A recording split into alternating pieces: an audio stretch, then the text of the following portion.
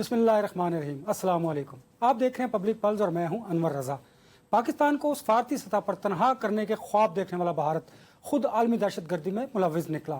امریکہ، Canada, England, Australia, Switzerland سمیت Europe کے کئی ممالک میں سنگین جرائم میں ملوث بھارتی دہشت گرد اس وقت امریکہ میں گرفتار ہیں۔ اب پاکستان کے پاس یہ سنہری موقع ہے کہ بھارتی سرپرستی میں بلوچستان اور خیبر پختونخوا میں ہونے والی دہشت گردی کے شواہد دنیا کے سامنے رکھے تاکہ بھارت کا مکروہ چہرہ مزید بے نقاب کیا جا سکے۔ موضوع پر گفتگو کے لیے مجھے جوائن کیا ہے ماہر قانون تجزیہ کار بیرسٹر سعد رسول صاحب نے۔ بیرسٹر صاحب بہت شکریہ، اور میرے ساتھ موجود ہیں سینئر صحافی تجزیہ کار راجہ فیصل صاحب۔ راجہ صاحب آپ کا بھی بہت شکریہ۔ راجہ صاحب آپ سے گفتگو کا آغاز کروں گا۔ بھارت کا جو مکروہ چہرہ ہے یہ دنیا کے سامنے ہے، شواہد ہمارے پاس موجود ہیں۔ مارکہ حق اور پاکستان کی جو سفارتی حیثیت میں نمایاں برتری ہے اس کو اب پاکستان کیسے یوٹیلائز کرے معاشی اور سفارتی سطح پر، اور بھارت کو کیسے ایکسپوز کرے؟ دیکھیے، سب سے پہلی بات تو یہ کہ کافی لمبے عرصے سے انڈیا نے ایک لیوریج گین کی ہوئی تھی، خصوصاً اوباما دور سے آنورڈ ہمیں یہ نظر آیا کہ دے اسٹارٹیڈ پورٹریئنگ دیم سیلز کہ جی ہم چیلنج کر سکتے ہیں چائنیز پریزنس کو in South China Sea in terms of, شاید یہ پاپولیشن سمجھ رہے ہوں گے کیونکہ دو ہی دنیا میں بلینئرز ہیں ان ٹرمز آف پاپولیشن، چائنا اور انڈیا۔ تو اس تناظر میں یو ایس کو بھی ان کی ضرورت تھی اس وقت، تو ان کو یہ لگا کہ ہم جو سیاہ سفید کریں گے پوری دنیا اس پہ آنکھ میٹ لے گی اور ہمیں کچھ نہیں کہے گی۔ اور ہمیں یہ نظر آیا کہ وہ بھارت جو کہ وار آن ٹیرر جب شروع ہوئی تھی اس سے آنورڈ افغانستان میں پاکستان کا جو ویسٹرن فرنٹ ہے، افغانستان کے ساتھ جو بارڈر ہے اس کے اوپر انگیج کیے ہوئے تھا پاکستان کو اب، اور دس الٹیمیٹلی بیکمز ایکسپورٹنگ دا ٹیررزم۔ اور وہ ادھر تو ایکسپورٹ کر ہی رہے تھے ٹیررزم، لیکن جب سے مودی جی آئے ہیں تو وہ ایک ہندتو آئیڈیالوجی جو ہے اس کو پوری دنیا میں ان کی طرف سے ایکسپورٹ کرنا، اور پھر ساتھ میں وہاں پہ موجود، خصوصاً میں یو کے کا نام لوں گا، یو کے میں برمنگھم ایک جگہ جہاں پہ کہ جس کو کہ گڑھ سمجھا جاتا ہے کہ خالستان، اور خصوصاً وہ جو ان کی جو ینگ خالستانی ہیں ان کی جو اسٹوڈنٹس کی فیڈریشن ہے وہ وہاں پہ موجود ہے برمنگھم میں۔ اور ساتھ ہی آپ کو لیسٹر شائر نظر آتا ہے، لیسٹر شائر جو ہے وہاں پہ انڈینز جو ہندتو آئیڈیالوجی کے جو پرچارک ہیں ان کی تعداد زیادہ نظر آتی ہے، اور وہاں پہ یہ ایک ان کے ساتھ اوبیسلی ایک پھڈا بنا کے بیٹھے ہوئے ہیں۔ Over all this is ultimately, کیونکہ اس طرح کی جب آپ آئیڈیالوجی کو ایکسپورٹ کرتے ہیں دوسرے ملکوں میں، خصوصاً دا ویسٹرن کنٹریز ہیں، Australia as well, New Zealand, five eyes جو ہیں ان کے اوپر آنکھ بھی رکھے ہوئے ہیں کافی لمبے عرصے سے، جس کے تناظر میں کہ ایک ہی چیز نظر آتی ہے کہ یہ ایکسپورٹنگ دا ٹیررزم ہے، اور آنے والے دنوں میں اس کے اوپر ایک آنکھ رکھنا ان کے لیے ضروری ہے۔ لیکن جو یہ نکھل گپتا اور جو یادو کا جو کیس ہے یہ بڑا ایک پریمیئر کیس ہے۔ اس میں یہ ہے کہ بیسیکلی یہ سٹیج کر رہے تھے اسیسینیشنز اور پولیٹیکل اسیسینیشنز ایسے کہ یہ جیسے نجر کو انہوں نے نشانہ بنایا، پھر پنو کو جب بنانے لگے تھے تو نیو یارک میں ریڈ ہینڈڈ پکڑے گئے، ایک ہٹمن کو ہائر کرتے ہوئے پکڑے گئے۔ وہ ہٹمن جو تھا وہ الٹیمیٹلی وہ آف کورس ان کے اپنے اداروں کا تھا، ایف بی آئی کا تھا، اور ہی ایکچولی فگرڈ اٹ آؤٹ، اور سب کچھ اس نے جا کر ان کو پکڑوا دیا۔ اوور آل یہ ہے کہ یہ it is exporting the terrorism, را کے یہ ایجنٹس وہاں پہ موجود ہیں، لیکن جو ایک را کے ایجنٹ نہ بھی ہوں اور وہ انہوں نے ایک سیٹ اپ وہاں پہ بنا کے رکھے ہوئے، جیسے کہ لارنس بشنوئی اور گولڈی برار، وہ ثابت کیا کہ جیل کے اندر بیٹھ کے بشنوئی پوری دنیا میں ٹیررسٹ۔ دیکھیں، دو موڈس آپرانڈائی ان کے ایگزسٹنگلی، اپنے جو پولیٹیکل فوز ہیں ان کو کاؤنٹر کرنے کے اور ان کو ایلیمینیٹ کرنے کے، دو ان کے پاس میکنزمز ہیں، موڈس آپرانڈائز ہیں۔ جو ایکسٹرنل ہے وہ یہ ہے کہ اس میں یہی جو گولڈی برار اور لارنس بشنوئی کے جو لوگ ہیں ان کو انہوں نے وہاں پہ بسایا ہوا ہے، اسٹوڈنٹ ویزوں پہ ان کو بھیجا ہوا ہے، پھر پتہ نہیں کیسے کیسے ویزوں کے اوپر ان کو وہاں پہ بھیج کے ان کے بزنس سیٹ اپ کروائے ہوئے، ان کو امپاور کیا ہوا ہے تاکہ کل کو جب بھی ان سے کوئی کام لینا ہو تو یوں کر کے وہ لے لیں، اینڈ الٹیمیٹلی اگر کوئی پکڑا جائے تو وی can simply say oh it was a gang war. اور ڈومیسٹکلی جو بڑے فگرز ہیں، جیسے کہ میں موسے والا کا نام لینا چاہوں گا، موسے والا کو جو جیسے ہی ہمیں پتا چلا کہ جی ایک ہفتہ پہلے اس کا ایک انٹرویو آتا ہے جس میں کہ وہ خالستانیوں کی بات کرتا ہے، جس میں کہ وہ خالستان موومنٹ کی بات کرتا ہے، جس میں کہ وہ جو اب ستلج مووی بن رہی ہے اس کے حوالے سے جو سٹوریز ہیں ان کے اوپر بات کرتا ہے، जैसे ही वो बात करता है अगले ही हफ्ते कह देते हैं जी कि वो इसको थ्रेट आए थे जी लॉरेंस बिश्नोई गैंग से और ये तो हिस्सा था जी गोल्डी बरार का। गोल्डी बरार और लॉरेंस बिश्नोई दोनों जो हैं दे आर रॉज चैप्टर्स, वो रॉ के ही चैप्टर्स हैं। इनको बड़े अच्छे तरीके से इंडिया में फैसिलिटेट भी किया हुआ है, सब कुछ किया हुआ है, लेकिन करते ये हैं कि जब भी किसी को एलिमिनेट करवाना है तो एक को कहते हैं कि यू गिव द ओनरशिप कि ये हमारा बंदा है, दूसरे से मरवा दिया गैंग वॉर। तो डोमेस्टिकली ये चीजें चल ये रही हैं। रियासती दहशतगर्दी है जिसकी Exactly ऐसे हम ही। बात करते हैं। बैरिस्टर साहब, आपने देखा कि अमेरिका में ये साबित हुआ, उन्होंने कहा कि संगीन जराइम में ये लोग इन्वॉल्व है, 3 गैंग का उन्होंने जिक्र किया और ये भी कहा कि भारतीय जेल में बैठकर ये लोग पूरी दुनिया में ऑपरेट करते हैं। अब सवाल ये है कि पाकिस्तान, बलूचिस्तान, KPK और खसूसन जो मकबूजा कश्मीर है उसमें जो मजालिम इंडिया कर रहा है और रियासती दहशतगर्दी कर रहा है उसको कैसे हाईलाइट करें? ये बड़ा गोल्डन अपॉर्चुनिटी है पाकिस्तान के पास। देखिए, ये बात आपकी दुरुस्त है कि गोल्डन अपॉर्चुनिटी है, लेकिन पाकिस्तान के पास काफ़ी अरसे से गोल्डन अपॉर्चुनिटीज़ नहीं और हमने उनको किसी ना किसी तरीके में हाईलाइट अपने एबिलिटी के अंदर रहते हुए हमने उसको हाईलाइट करने की कोशिश भी की। आपको याद होगा कि जब कुलभूषण यादव को पकड़ा था तो उसके बाद एक डॉसियर क्रिएट हुआ था, पूरा डॉसियर क्रिएट हुआ था। पहलगाम के पर्सपेक्टिव के अंदर भी एक डॉसियर क्रिएट हुआ था जिसको पाकिस्तान के मुख्तलिफ पार्लियामेंटेरियंस, मुख्तलिफ पॉलिटिकल जमातों से जिनका ताल्लुक था, उन्होंने मुख्तलिफ दुनिया के कैपिटल्स के अंदर जाके उसके ऊपर बात की और अपनी तरफ से एक लॉबिंग करने की कोशिश की, जिसमें अमेरिका में बहुत ज़्यादा लॉबिंग करने की कोशिश की गई। पीपल्स पार्टी के लोग भी उसके अंदर शामिल थे उस पर्सपेक्टिव के अंदर। लेकिन हमें रियलिटीज़ को उस तरह देखना चाहिए जिस तरह वो एक्चुअली एग्जिस्ट करती हैं। जी, इसके अंदर कोई दो राय नहीं कि भारत टेररिज्म एक्सपोर्ट कर रहा है, वो कनाडा के अंदर हो जहां पे उनके खिलाफ प्राइम मिनिस्टर तक ने, फॉर्मर प्राइम मिनिस्टर तक ने पब्लिक स्पीच की, उसके बाद कन्विक्शंस हुई, दीगर चीज़ें हुई। पाकिस्तान के अंदर हो, कुलभूषण यादव के पर्सपेक्टिव के अंदर, अफगानिस्तान के अंदर हो, ईरान में हो, भारत ने बहुत सी टेररिज्म एक्सपोर्ट की है। हम तो सिर्फ इस तरफ की बात करते हैं। अभी तो जो लाओस में, जो बांग्लादेश में, जो नेपाल में, जो ईस्टर्न बॉर्डर के ऊपर इंडिया कर रहा है, वो तो तकरीबन वो मानीपुर वगैरह वाले इलाके तो इफेक्टिवली जंगल्स इस तरह के हैं कि इंडियन फोर्सेस भी वहां पे नहीं जाती। ये बात तो दुरुस्त है, लेकिन हम एक ऐसी दुनिया में रहते हैं जहां पे हमारा परसीव्ड सोल्यूशन इन प्रॉब्लम्स का, अगर आपसे पूछा जाए कि इस पे क्या किया जा सकता है, या राय साहब से पूछें कि क्या किया जा सकता है, तो कोई भी जी शऊर शख्स ये कहेगा इस सिस्टम के अंदर कि आप मुकदमा फाइल कर दें, इंटरनेशनल कोर्ट ऑफ जस्टिस ले जाएं, ICC में ले जाएं, आप इंटरनेशनल क्रिमिनल कोर्ट के अंदर ले जाएं, आप हेग में पिटिशन फाइल करते हैं, आप UNSC की कोई रेजोल्यूशन करें, आप कोई इस तरह की बातें लोग करेंगे, आप FATF के अंदर चले जाएं, आप मतलब वर्ल्ड बैंक से कोई बात करें। अनफॉर्चुनेटली पिछले 4-5 साल से बात नजर आ रही है कि हम ऐसे जमाने में अब नहीं रहते जहां पे यूनाइटेड नेशन सिक्योरिटी काउंसिल की रेजोल्यूशन का कोई भी असर, अगर हो रहा होता तो कश्मीर के ऊपर मल्टीपल रेजोल्यूशंस मौजूद थी।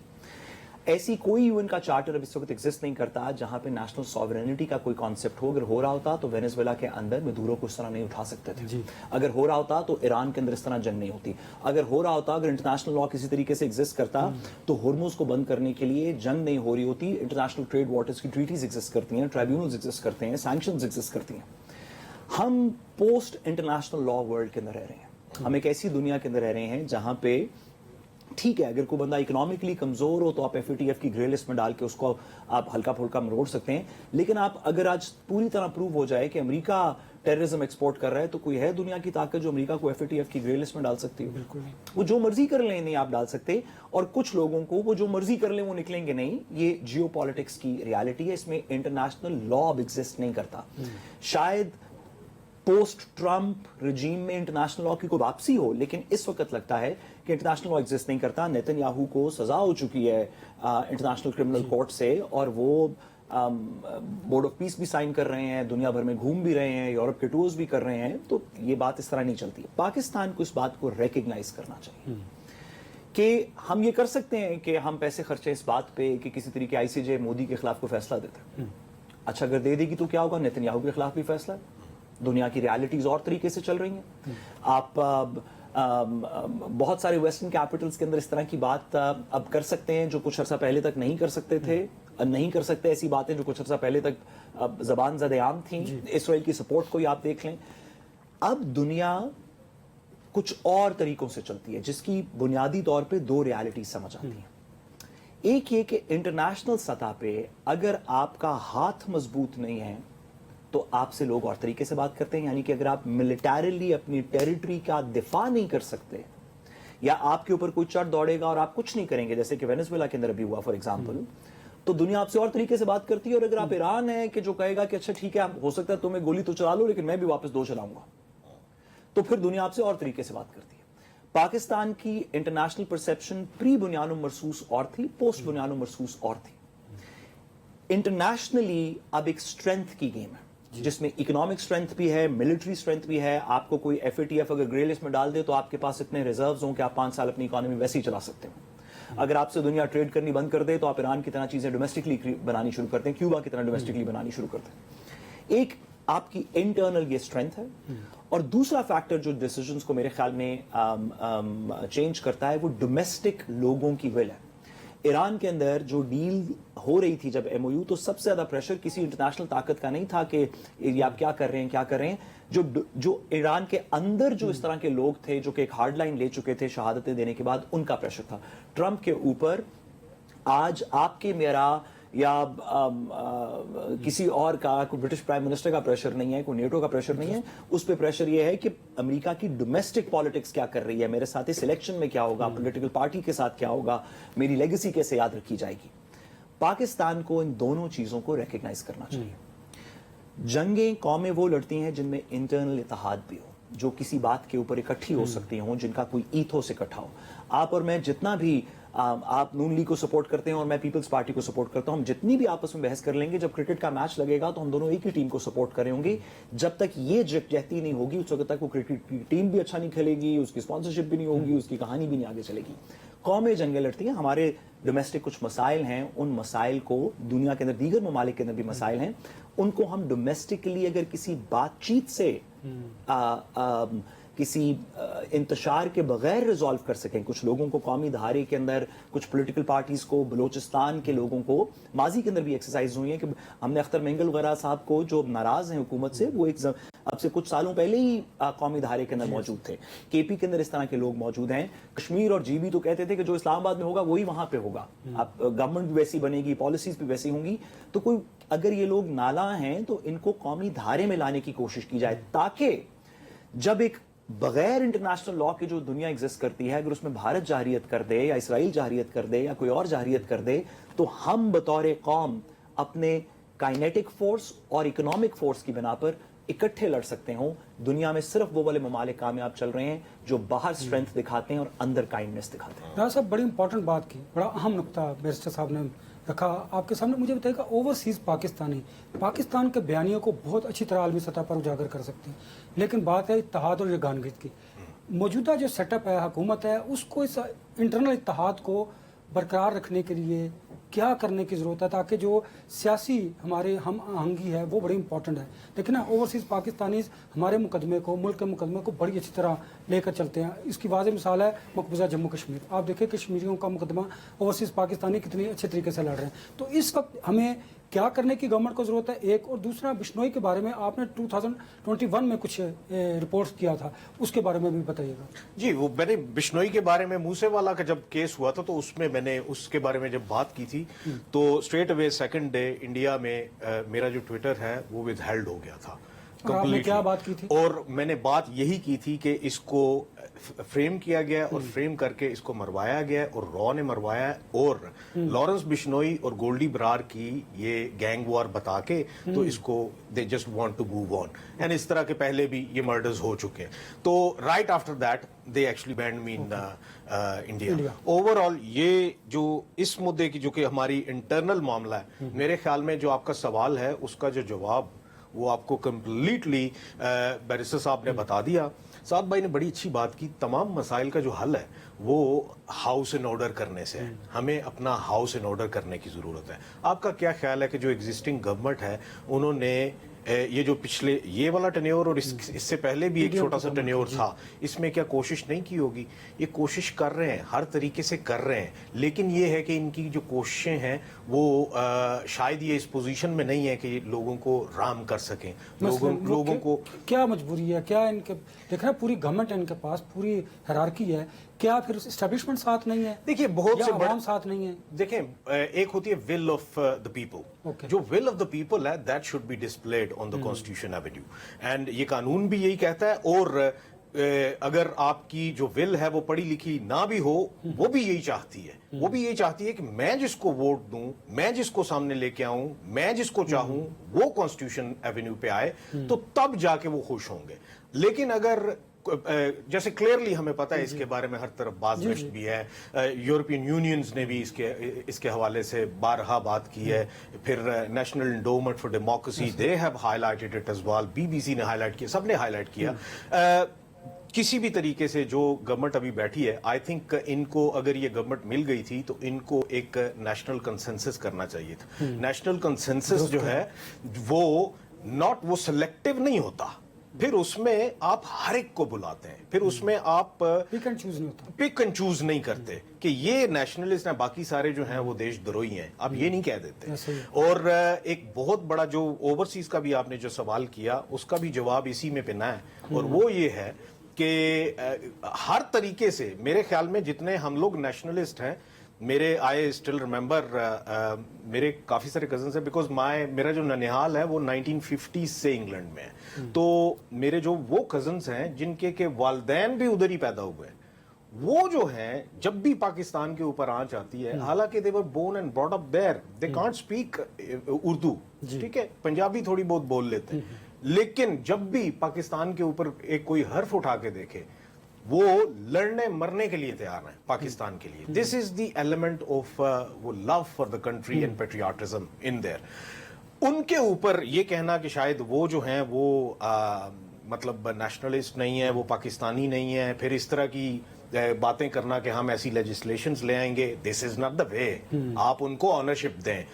देखें ना इंडिया वालों ने कैसे अपने ही लोगों को बाहर भेज के तो लॉबिंग करके उनको बड़ी बड़ी पोजीशंस पे बिठाया है, लॉबिंग करके बिठाया है। ये इन्होंने 20 साल की इनकी मेहनत है, वो 20 साल की मेहनत नजर आती है, और किस तरीके से वो पाकिस्तान को एंगेज रखते हैं डिप्लोमेटिक फ्रंट पे भी, हर इकोनॉमिक फ्रंट पे भी, हर तरीके से वहां पे बैठे हुए इनके जो ओवरसीज एनआरआईज हैं वो वहां पे हमें हर तरीके से पाकिस्तान को नुकसान पहुंचाने की कोशिश करते हैं।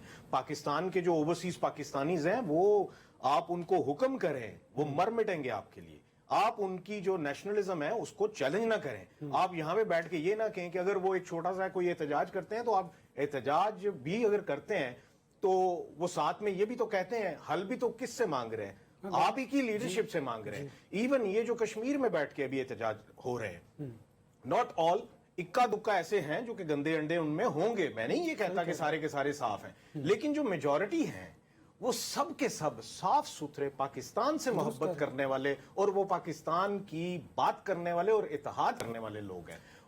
और उन्होंने बारहा अपनी वीडियोस में बाद में ये क्लैरिफिकेशंस भी दी हैं कि how dare India can do it. और अगर वहां पे बात की जाती है इस सारे तनाजुर में, तो एक चीज तो वाजे है कि जितने भी मसाइल हैं वो पॉलिटिकल मसाइल हैं, उनका हल टेबल पे मौजूद है, लेकिन टेबल पे खींच के लाने के लिए यू हैव टू हैव वो करेज भी और साथ में मॉरल करेज भी। अगर मॉरल करेज जो है वो फिर इसी तरीके से आती है कि वो फिर आप तरीके से आए। साहब से एक अगर क्वेश्चन कर लूं छोटा सा, साहब डिप्लोमेटिक जो हमारा अमला है जो पूरी दुनिया में मौजूद है, उससे लोगों को बड़ी शिकायत है, ना तो वो अपने ओवरसीज पाकिस्तानियों को अपने गले लगाते हैं, ना उनको टेक केयर करते हैं, और ना ही पाकिस्तान का मुकदमा जो है उस तरह उजागर करते हैं जिस तरह इंडियंस करते हैं।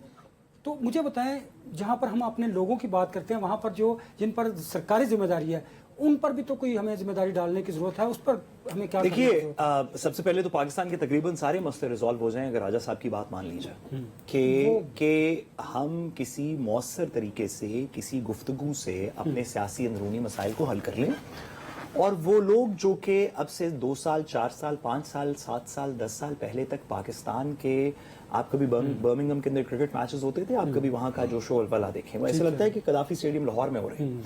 वो लोग जो कि हर चीज अपनी पाकिस्तान पे निछावर करने को तैयार थे, वो क्यों ना लाएं, और अगर ना लाएं तो क्या 2-3 चीजें ठीक की जा सकती हैं जिससे वो पूरी पॉपुलेशन जिसमें रेमिटेंसेस भी हैं, जिसमें नौकरियां भी हैं, जिसमें वैसी एबिलिटी बहुत ज्यादा है कि वो डिप्लोमेटिकली पाकिस्तान को रिप्रेजेंट कर सकें, लॉबिंग कर सकें, जैसे कि राजा साहब ने फरमाया, आप उसे क्यों डिसएंचांट कर रहे हैं, ये बात समझ से बाहर है। लेकिन मैं آپ کے سوال کے واپسی میں ایک چھوٹی سی گزارش کروں کہ یہ شکایت ہمیشہ تو نہیں تھی ڈپلومیٹک عملے سے، یہ بھی ریسنٹ سے شکایت ہے. ایسے نہیں ہے کہ 2015 میں لوگ کہہ رہے تھے کہ ڈپلومیٹک عملہ ٹھیک نہیں ہے، یا 2000 دو چار سال بعد کی بھی بات کر لیں، 18 19 20 21 22 کی بھی کر لیں. یہ ریسنٹ اوورسیز لوگ جو ہیں وہ ریسنٹلی تھوڑے سے باقی زیادہ نال آئیں.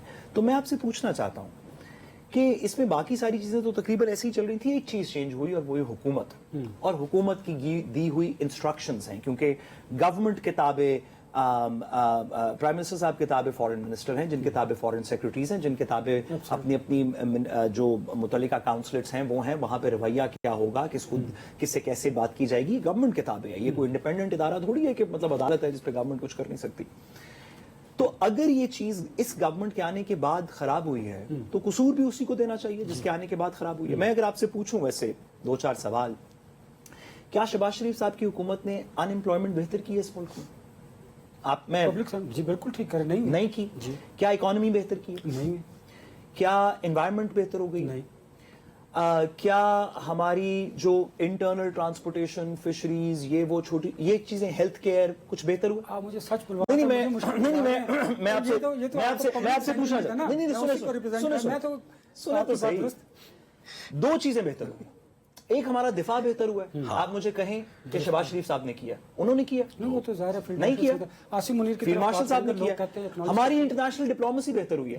کیا شہباز شریف صاحب نے کی ہے؟ وہ بھی ملٹری ڈپلومیسی. تو بھائی اگر جو دو چیزیں آپ کی بہتر ہوئی ہیں وہ اس حکومت نے لی نہیں، وہ اس حکومت نے کی نہیں، یا ان کی اگر فیلڈ مارشل صاحب اتنے کام نہیں کر رہے ہوتے تو شہباز شریف صاحب صلح کرا رہے تھے امریکہ کی ایران میں، بھائی اسحاق ڈار صاحب کرا رہے تھے.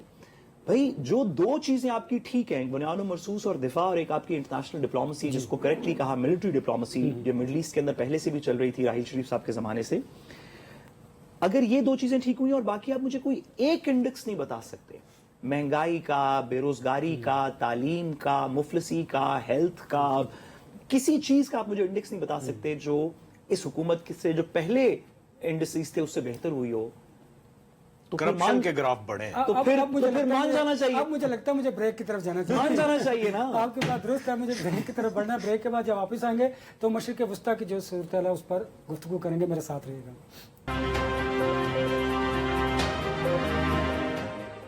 Welcome back. ایران امریکہ بڑھتی ہوئی کشیدگی نے خطے کے امن کو ایک مرتبہ پھر خطرے میں ڈال دیا ہے. وجہ تنازع آبنائے ہرمز. دونوں ممالک اپنی اپنی مرضی کا حل چاہتے ہیں، اور اگر یہ معاملہ حل نہ ہوا تو کیا امریکہ براہ راست آبنائے ہرمز کو کھولنے کے لیے فوجی کارروائی کر سکتا ہے؟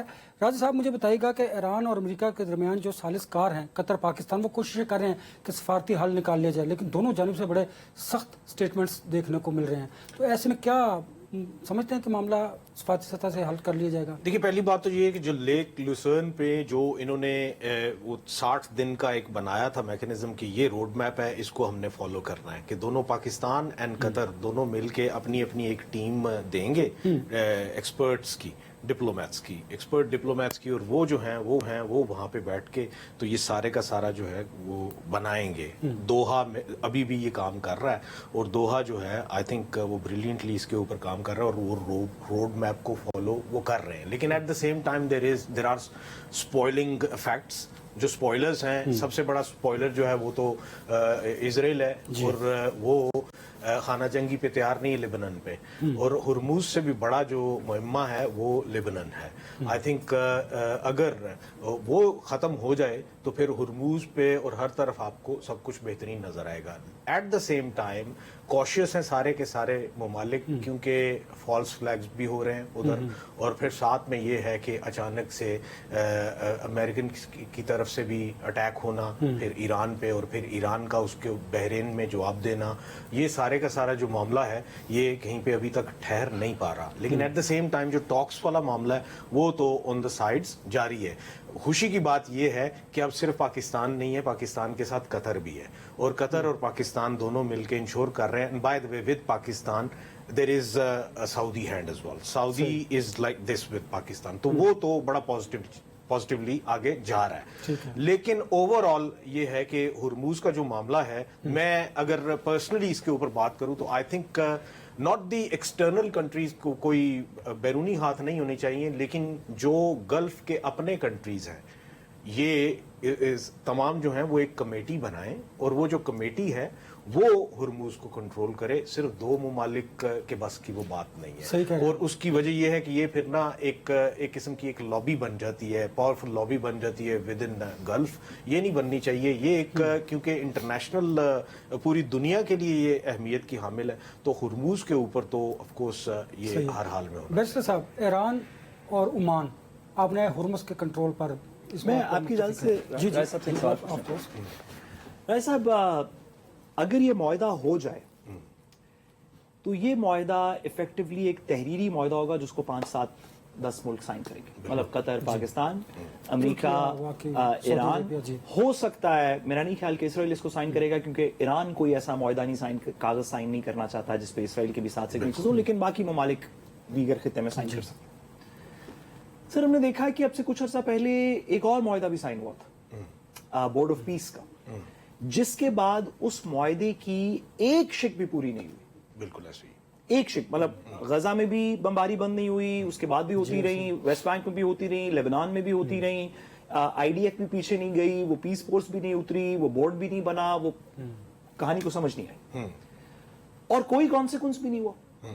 کسی ملک کے لیے کوئی کانسیکوینس نہیں ہوا, نہ گارنٹرز کے لیے, نہ اسپانسرز کے لیے, نہ معاہدے کے شریکان کے لیے.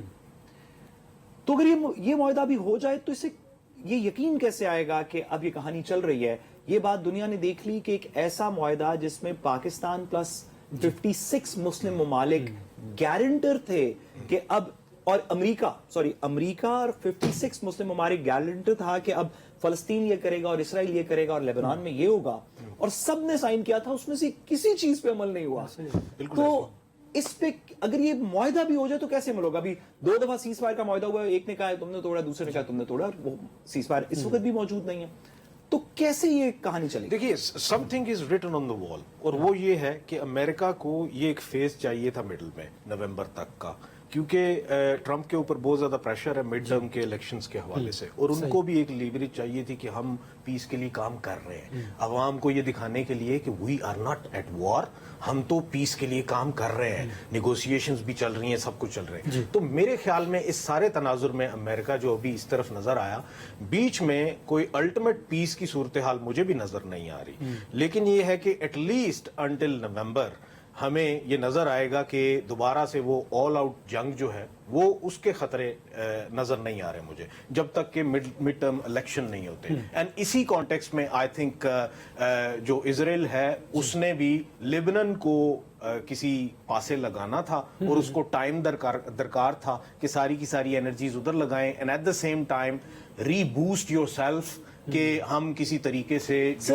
اسرائیل والی بات تو پھر اس آئیڈیا کو مزید پروپوگیٹ نہیں کرتی کہ جو کچھ سرکولیٹ کر رہا ہے سرکلز میں, کہ ایفیکٹولی اس پیس پروسیس نے صرف امریکہ کو اور اسرائیل کو کچھ ٹائم بائی کر کے دیا تاکہ وہ ری گروپ کر سکیں. وہ جو انٹرسیپٹرز بھی ختم ہو گئے تھے اور وہ جو لیبنان بھی ابھی سیٹل نہیں تھا, تو ایک سیکٹر سوسائٹی کا یہ الزام لگاتا ہے کہ جو انٹرمیڈیٹرز ہیں انہوں نے جان بوجھ کے 6-8 مہینے کا ٹائم تاکہ ٹرمپ نومبر تک یہ وہ کر کے دیا.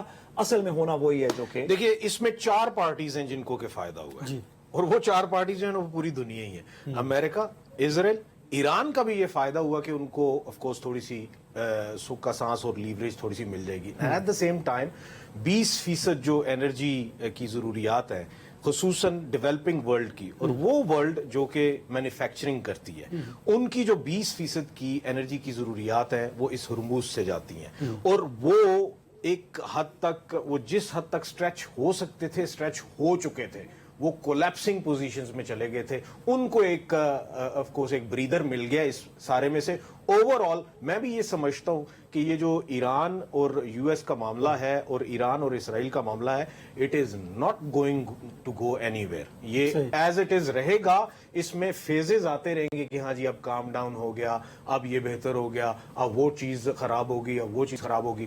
اوور آل آپ جو کہہ رہے تھے کہ کیا آل آؤٹ جنگ کے لیے کچھ شپس لے کے آ رہے, آئی ڈونٹ تھنک شپس وہ لے کے آئیں گے. اس کی وجہ یہ ہے کہ ایران نے جنگ ختم ہونے سے پہلے ہی وہ CM-302 میسائلز جو ہیں وہ پروکیور کر لیے تھے, اینڈ دے آر گڈ انف और अब S-500 की भी बात हो रही है। एग्जैक्टली, और वो they are good enough to actually shoot down लेकिन देयर शिप्स। बैरिस्टर साहब, क्या ये जो थ्योरी है, इसे बाय किया जा सकता है कि इजराइल और अमेरिका वो चाहते हैं कि ईरान और जो खित्ते के दीगर मालिक है जहाँ पर ईरान ने अटैक किए हैं, उर्दन हो गया, वो आप देखें यूएई हो गया, कतर हो गया, सऊदी अरेबिया हो गया, कि उनके साथ एंगेज किया जाए उसे, इस पॉलिसी पर भी वो अमल कर रहे हैं? नहीं, ये तो अब तकरीबन माजी की बातें हो गई ना, ये मुमकिन ये है। वक्त और था, अब दुनिया आगे जा चुकी है। देखिए अनवर भाई, सच्ची बात यह है कि आप तो फिर मैं तो अपनी कम अक्ली तकरीबन हर दफ़ा ही आपके शो पे आप मुझे इजाज़त देते हैं बयान करने की। आज राय साहब आए हैं तो हमें थोड़ा सा पता करना चाहिए। राय साहब, एक 56 ममालिक की फोर्स बनी थी, उसका काम ये था कि जब जाहरियत होगी बहुत सारे ममालिक के ऊपर किसी की तरफ से, चलें कुछ ने कहा ईरान के खिलाफ बनी, कुछ ने कहा इसराइल के खिलाफ बनी, तो वो उसका कोई दिफा करेगी। उस पर फंडिंग इसलिए दी थी, उसमें इक्विपमेंट इसलिए दिया था, पर्सनल दिए थे, पाकिस्तान के तो बड़े सीनियर पर्सनल वहां पे हैं। ईरान ने हमला किया तो भी उसने कुछ नहीं किया सर, फिर इसराइल ने हमला किया तो भी उसने कुछ नहीं किया, और लेबनान कह रहा हूं वो नीचे यमन की किसी हरकत को छोड़ा नहीं। ये क्या हुआ सर? देखिए मुझे ब्रेक के बाद अगर आप इसके ऊपर ना ब्रेक बड़ा इंटरेस्टिंग है ये सवाल, बिल्कुल। मुझे ब्रेक पर जाना है, ब्रेक के बाद जब वापस आएंगे तो राज साहब से इसी सवाल पर जवाब लेंगे, मेरे साथ रहिए। Welcome back. राज साहब, ब्रेक पर जाने से पहले साथ साहब ने जो आपसे सवाल पूछा था, मैं चाहूंगा आप उस पर अपनी टेक दीजिए। देखिए, इन्होंने कहा 56 मुल्कों का जो इत्तेहाद था, उसका भी वही हाल हुआ है जो कि मोदी की 56 इंच की छाती का हुआ था मई 2025 वॉर में। आई थिंक ये जब बनाया गया था इत्तेहाद, ये उस वक्त भी इसी तनाजुर में बनाया गया था, क्योंकि उस वक्त राइवलरी बहुत ज्यादा थी सऊदी अरब की और ईरान के साथ। तो सऊदी ये समझते थे कि जो इरानियन प्रॉक्सीज हैं वो भले वो इराक में हों या भले वो यमन में बैठे हों, उनको काउंटर करने के लिए इसको बनाया गया था। लेकिन ओवरऑल अब जो सिचुएशन नजर आ रही है, I think Saudi Arab and Iran, वो दोनों पाकिस्तान की मदद से एक दूसरे के बहुत करीब आ चुके हैं। And by the way, during this war जो हमें एक जो टेंडेंसी नजर आती रही कि इरानियन जो रिटेलिएशन थी, it was focused on the American presence in the middle east. तो उन्होंने ये जितनी भी एयर बेसिस थी सिर्फ उनको ही टारगेट किया। कुछ ऐसे जो प्रोजेक्टाइल्स थे वो किसी और जगह लगे, लेकिन जो उनके वेक्टर्स जब असरटेन किए गए थे, वेक्टर्स जो थे वो इरानियंस के नहीं थे, वो शाहिद ड्रोन की जगह लूकस ड्रोन चल रहे थे। वो लूकस ड्रोन जो है वो ऑफ कोर्स इजराइल और यूएस की मुश्तरका प्रोडक्ट है, जो कि एक फॉल्स फ्लैग किए जा रहे थे कि किसी तरीके से सारे मिडिल ईस्टर्न कंट्रीज को खींच के इस जंग में लाया जाए और फिर खुद पीछे बैठ के तो तमाशा देखा जाए, और अमेरिका की जो वॉर मशीनरी है वो अचानक से के ओह $10 बिलियन के उधर हमारे वेपन्स जा रहे हैं, $15 बिलियन के उधर जा रहे हैं, अचानक से वो जो है वो गुन गाना शुरू कर दें, क्योंकि आजकल वो वेले बैठे मुस्लिम ममालिक इत्तेहाद था 56 ममालिक का, वो पॉलिटिकली इफेक्टिव रहा ना? पॉलिटिकली वो इफेक्टिव रहा। पॉलिटिकली कैसे पॉलिटिकली आपने देखना ईरान और सऊदी अरेबिया को आमने सामने नहीं आना था, मिडिल ईस्ट के ममालिक जो थे नहीं, तो आपस में इत्तेहाद नहीं किया गया। देखिए वो देखिए उसका जो असल मकसद था शायद वो तो हल ना हो सका, लेकिन उस इत्तेहाद ने क्या किया? देखिए उस ममालिक को आगे आमने सामने नहीं आना। कब किया सऊदी अरेबिया और उस इत्तेहाद ने किया? जी नहीं, वो उस इत्तेहाद में उस इत्तेहाद के शामिल ममालिक ने तो 100 और भी काम किए, उस इत्तेहाद ने क्या किया भाई? आपका मेरा राजा साहब का एक इत्तेहाद हो जाए, मैं कल अदालत में मुकदमा लड़ रहा हूं तो हमारे इत्तेहाद ने तो नहीं लड़ा, वो भी मैं अपने काम कर रहा हूं, अब अपने काम कर रहे हैं, अब अपने काम कर रहे हैं। उस इत्तेहाद ने बतौरे, उसका एक नाम था इस्लामिक पता नहीं डिफेंस फोर्स या कोई इस तरह करके उसका एक नाम था, अब उसका नाम नहीं, उस फोरम ने क्या किया उसके ऊपर, उसमें सऊदी अरब के सबसे ज्यादा पैसे लगे, लेकिन और लोगों ने भी अपना इक्विपमेंट दिया, अपनी ट्रेनिंग के बंदे दिए, अपने मिस्र ने बहुत सारी फोर्सेस दी, दीगर चीज। जब ये किया तो फिर पाकिस्तान पे अगर हमला हो, अगर पाकिस्तान ने फोर्सेस दी, क्या पाकिस्तान ने उसके अंदर अपना को बंदा दिया? तो इसका हमने भी इसको उसके अंदर कंट्रीब्यूट किया। तो फिर अगर पाकिस्तान के ऊपर कोई अटैक होगा तो उस फोर्स को कुछ करना चाहिए ना। हुआ पाकिस्तान पे अटैक। आई थिंक उस फोर्स के सरबराह जो हैं वो पाकिस्तान के फॉर्मर जो चीफ ऑफ आर्मी स्टाफ थे उनका होना ये भी एक बड़ा क्रूशल था इस सारी जंग में। उसकी वजह ये है कि वो वहां पे बैठे हुए थे और यहां से पाकिस्तान की इंटेलिजेंस, वो मिलिट्री इंटेलिजेंस हो या आईएसआई हो, इन दोनों ने बड़ा पॉजिटिव रोल प्ले किया। And they had the assistance of the Chinese intelligence as well, in which they were of course figuring out कि कौन से वेक्टर, and वो आंख रख के बैठे हुए थे कि कौन कौन से प्रोजेक्टाइल का कौन कौन सा वेक्टर है, कहाँ से इनिशिएट हो रहा है, कितनी स्पीड से आया है और कितनी देर में उधर पहुंचा है। ये सारी की सारी रिपोर्ट बना के तो वो मिनिस्ट्री ऑफ डिफेंस सऊदी अरब के सामने रख रहे थे। और वहां पे एक बंदे का, Pakistani former chief of army staff का बैठा होना और उनको ये बताना कि this is something serious, they want you, they are pulling you into this war, don't get into this war. I think to some extent वो को वॉर के हवाले से तो शायद रोल प्ले ना हुआ हो, लेकिन जो ऐसे अनफोर्सीन और ऐसे जो एक्स्ट्रा ऑर्डिनरी किस्म के हालात थे ना, उसमें एक्स्ट्रा ऑर्डिनरी पोजीशन पे एक हमारे former chief of army staff का होना, दिस वाज पिवटल। और मेरे ख्याल में उनको और कोई क्रेडिट तो शायद ना दिया जा सके, लेकिन ये एक बहुत बड़ा क्रेडिट है। चलिए, सीनियर सहाफ़ी तजियाकार राजा फैसल साहब और बैरिस्टर साद रसूल साहब, आप दोनों का बहुत शुक्रिया। मुझे दीजिए इजाज़त, अपना बहुत सा ख्याल रखिए। अल्लाह हाफ़िज़।